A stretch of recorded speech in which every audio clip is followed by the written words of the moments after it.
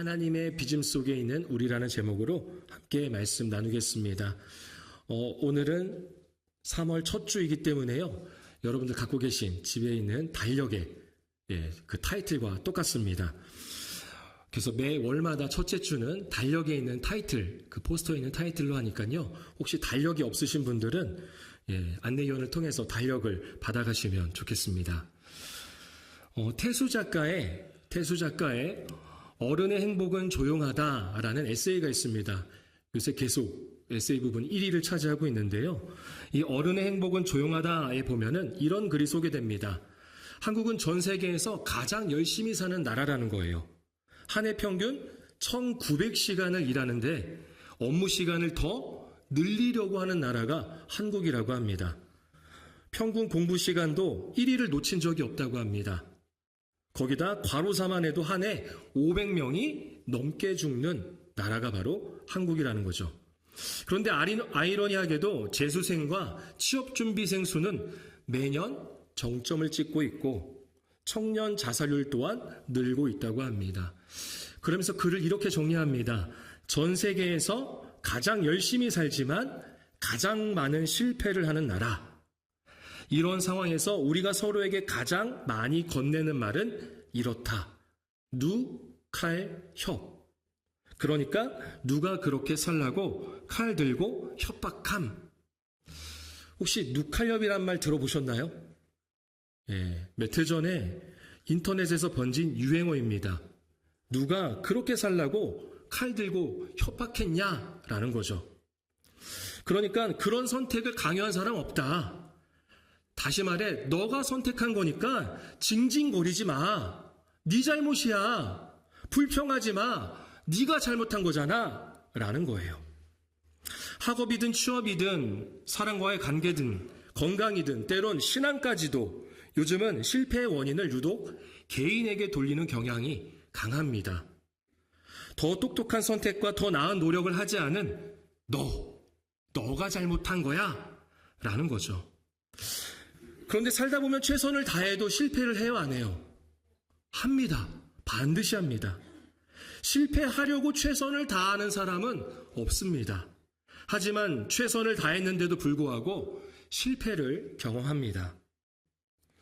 사실 그렇습니다. 인생은 최선을 다해도 실패할 수밖에 없습니다. 인생은요, 최선을 다해도 실패할 수밖에 없어요. 성경은 그것을 말하고 있습니다.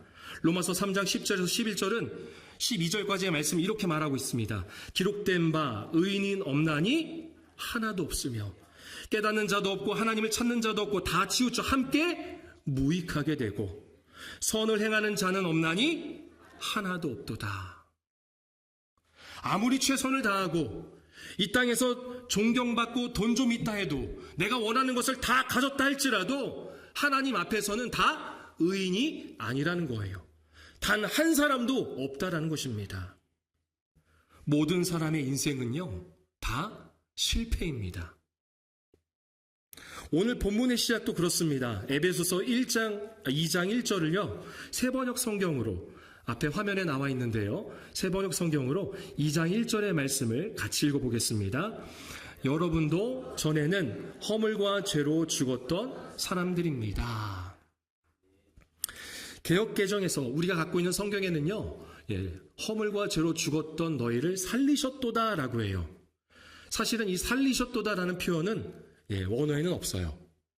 다른 번역본에도 없습니다. 영어 성경에도 없어요. 그래서 본다면 결국은 허물과 죄로 죽었던 사람들입니다라가 맞는 거죠.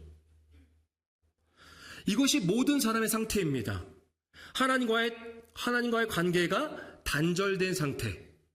이것을 깨닫지도 못하고 하나님을 알지도 못하니까 하나님을 찾지도 못하는 그러한 영원한 죽음의 상태. 그게 바로 저와 여러분들이었습니다. 이어서 2절과 3절 우리 함께 읽어보겠습니다. 그때 너희는 그 가운데서 행하여 이 세상 풍조를 따르고 공중의 권세 잡은 자를 따랐으니 곧 지금 불순종의 아들들 가운데서 역사하는 영이라. 전에는 우리도 다 그 가운데서 우리의 육체의 욕심을 따라 지내며 육체와 마음에 원하는 것을 하여 다른 이들과 같이 본질상 하나님과의 관계가 단절된 사람들은요, 세상이 흘러가는 대로 그렇게 살아갑니다. 성경은 이렇게 묘사하고 있죠. 이 세상 풍조를 따르고. 그리고 보면은 이런 표현이 나옵니다. 공중의 권세 잡은 자라고 해요. 땅이 있잖아요. 땅이 사람의 처소라면 하늘은 누구의 처소일까요? 하나님의 처소입니다. 성경은 하늘과 땅을 그렇게 묘사합니다. 땅은 사람의 처소, 하늘은 하나님의 처소입니다. 그리고 하늘과 땅 사이에 공간이 있는데 그것을 공중이라고 하죠. 공중. 그런데 말씀해 보니까 공중에서 권세를 잡은 자가 있다고 합니다. 바로 사단입니다. 사람과 하나님의 사이를 차단하고 회방을 하죠. 그런데 모든 사람이 그 권세를 따른다라는 겁니다. 성경은 이것을 죄 또는 불순종이라고 말합니다. 그렇게 내가 나의 주인이 되어서 내가 원하는 대로 살아가는 본질상 하나님의 그런 진노의 자녀가 되었다라는 거예요. 그게 바로 저와 여러분입니다. 여러분, 컵과 그릇이 깨지면 버려야 합니다. 버려야 돼요. 그런 경우 있잖아요. 그릇을 놓쳐서 깨진 적 있죠. 와장창 깨지면요, 버려야 합니다. 그렇듯 하나님에 의해 창조된 사람이 하나님의 뜻에 따라 살지 않았기 때문에, 불순종했기 때문에 진노를 받아 마땅하다라는 거죠. 모든 사람이 다 그렇습니다. 완전히 부서진 그릇이라는 거죠. 그래서 바울은 확신 있게 선포하는 겁니다. 죽을 뻔했다가 아니라 허물과 죄로 죽었던, 허물과 죄로 완전히 죽었던 존재가 바로 저와 여러분입니다. 본질상, 다시 말해서 태어날 때부터 반드시 영원한 형벌을 받을 수밖에 없는 진노의 자녀, 그게 바로 저와 여러분이었습니다. 인생을 최선을 다해 산다 해도요, 벗어날 수가 없어요. 그 진노로부터 벗어날 수가 없습니다. 본질상 진노의 자녀이기 때문입니다. 그래서 본질상 진노를 받을 수 없는 자들에게는 본질적 변화가 필요합니다. 다른 변화가 아닙니다. 본질적 변화가 필요해요. 그것을 4절과 5절에서 이야기하고 있습니다. 우리 본문 4절과 5절 두 절을 함께 읽어보겠습니다. 긍휼이 풍성하신 하나님이 우리를 사랑하신 그 큰 사랑을 인하여 허물로 죽은 우리를 그리스도와 함께 살리셨고 너희는 은혜로 아멘. 개역개정의 가장 아쉬운 번역 중에 하나가 바로 이 4절 말씀입니다. 왜냐하면 4절의 시작은요, 긍휼이 풍성하신이 아니라 사실은 그러나로 시작해요. 그러나라는 단어가 빠졌어요. 그러나 풍성하신 하나님이 우리를 사랑하신 그 큰 사랑으로 인하여 허물로 죽은 우리를 그리스도와 함께 살리셨고입니다. 죄와 허물로 죽었던 우리입니다. 그러나 하나님은 풍성하신 긍휼과 크신 사랑으로 우리를 살리셨습니다. 예수 그리스도의 죽으심으로 우리 또한 함께 죽었고, 그리고 예수 그리스도의 부활하심으로 우리 또한 산자가 되었습니다. 우리의 죄는 예수 그리스도의 십자가에 완전히 못 박혔습니다. 은혜로 구원을 받은 것입니다. 우리 함께 8절 말씀 읽어볼까요? 너희는 그 은혜에 의하여 믿음으로 말미암아 구원을 받았으니 이것은 너희에게서 난 것이 아니요. 아멘.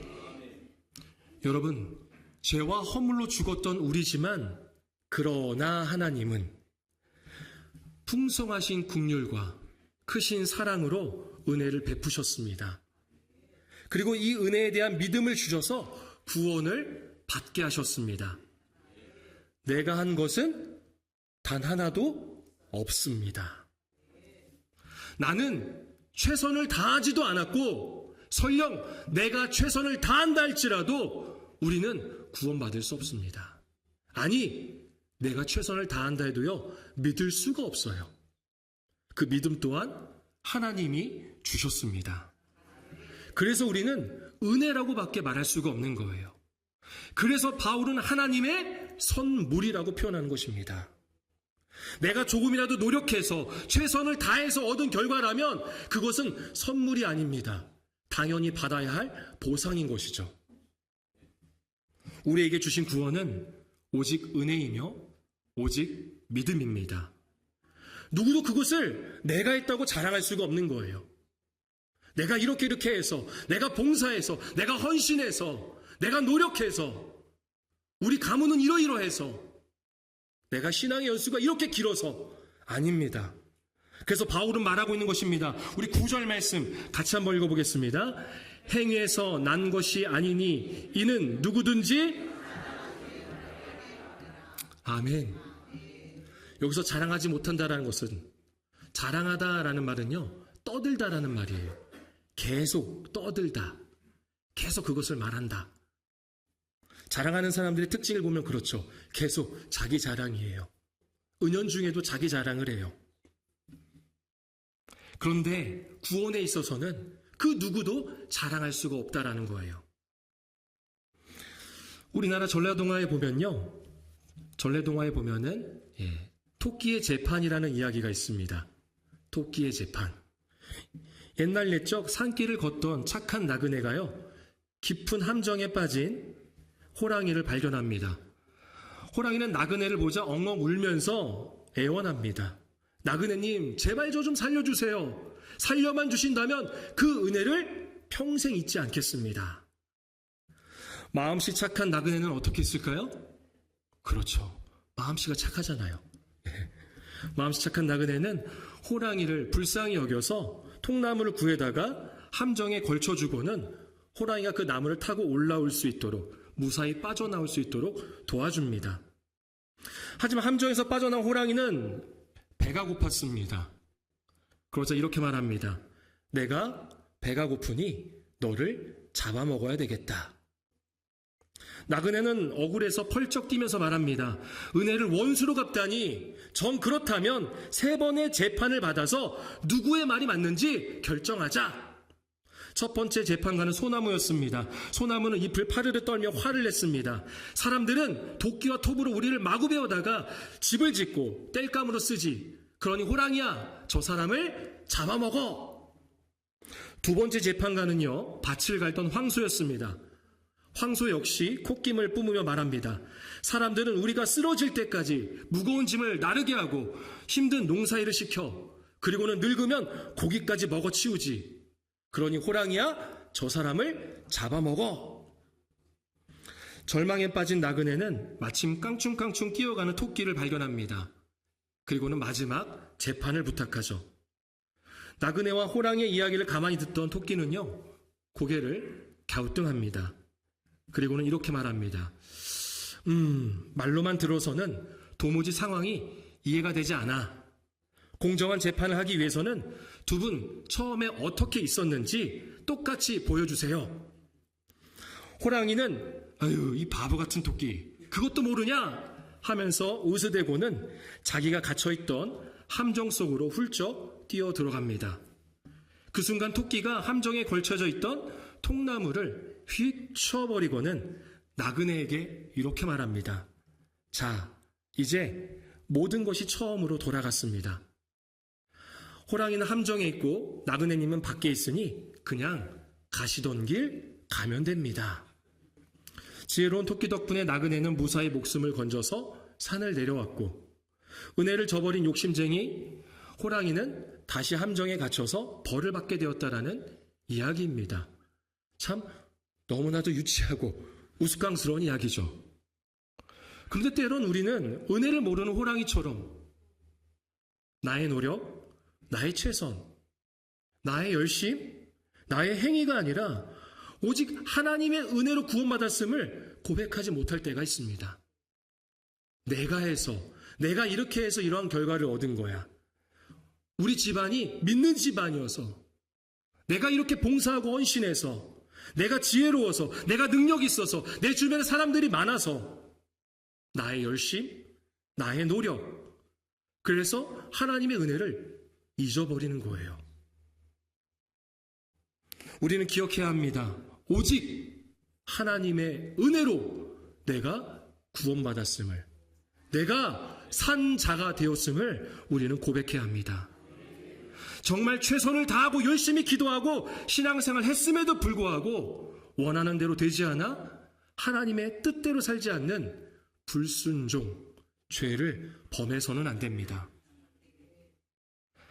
그럼에도 불구하고 그러나 하나님은 이런 나를 위해 풍성한 긍휼과 크신 사랑으로 독생자 예수를 아낌없이 내어주신 것처럼 이제는 그 은혜를 잊지 않고 나를 만드신, 나를 구원하신 그 은혜를 기억하며 하나님의 뜻대로 살아가기를 소망하는 그러한 성도가 되시기를 축복합니다. 그렇다면 하나님의 뜻은, 우리를 만드신 목적은 과연 무엇일까요? 우리 10절 말씀, 본문 10절 함께 읽어보겠습니다. 우리는 그가 만드신 바라 그리스도 예수 안에서 선한 일을 위하여 지으심을 받은 자니 이 일은 하나님이 전에 예비하사 우리로 그 가운데서 행하게 하려 하심이니라. 아멘. 약 500년 전에요, 일본에서는 깨진 도자기를 호화스럽게 수리하는 기술이 등장했습니다. 금으로 붙이다, 금으로 잇다 라는 뜻의 킨츠기라는 수리 공예입니다. 키는 금을 의미하고요, 츠기는 다음이라는 뜻입니다. 그래서 금으로 잇다, 금으로 붙이다 라는 뜻이죠. 우리는 보통 컵이나 그릇이 깨져버리면 버립니다. 버려야 돼요. 제가 한 번도 사용하지 못한 컵을 실수로 깨뜨린 적이 있어요. 차에 싣다가 떨어뜨렸는데 아스팔트에서 떨어지다 보니까 완전히 산산조각 났습니다. 근데 아깝잖아요. 그래서 제가 그걸 본드로 붙였어요. 지금도 갖고 있는데 사실은 쓸 수는 없습니다. 보기도 흉하고요. 깨지면 버려야 합니다.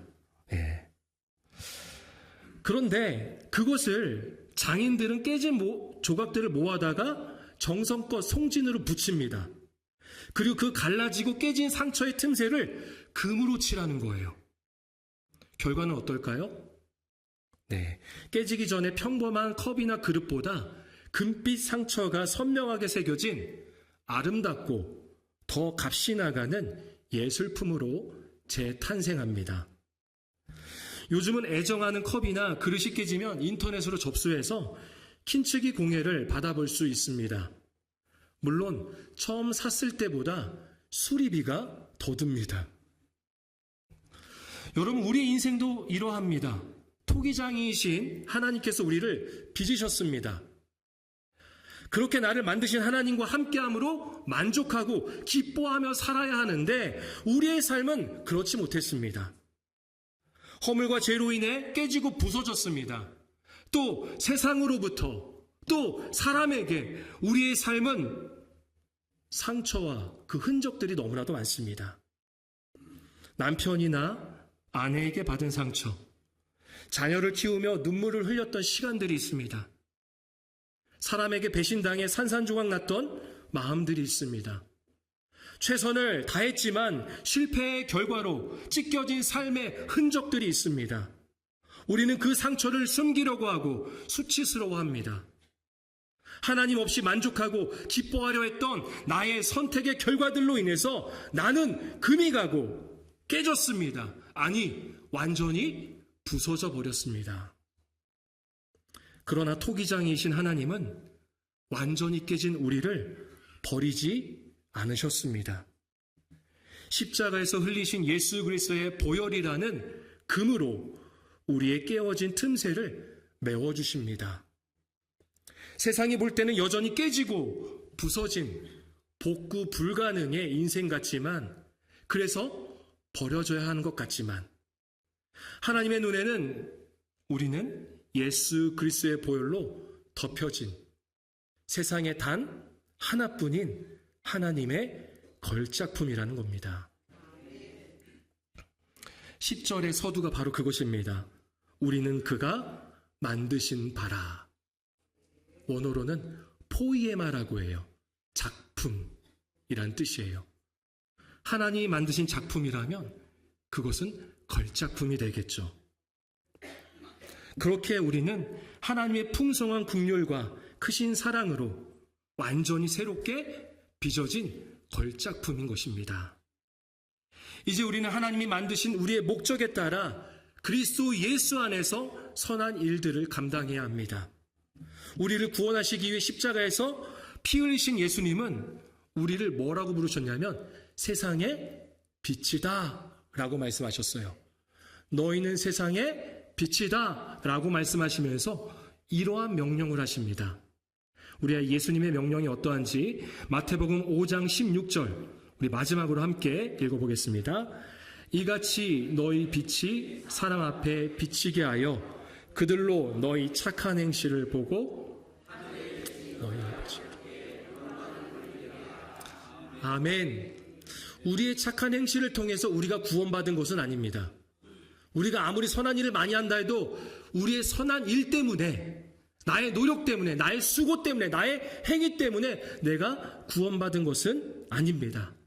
하지만 은혜로, 믿음으로 구원받은 우리는 착한 행실을 나타내므로 구원받은 우리뿐만이 아니라 하나님을 알게 하는, 하나님을 알지 못하는 많은 사람들 가운데 하나님을 알게 하는, 그리고 구원에 이르게 하는 사명을 감당해야 합니다.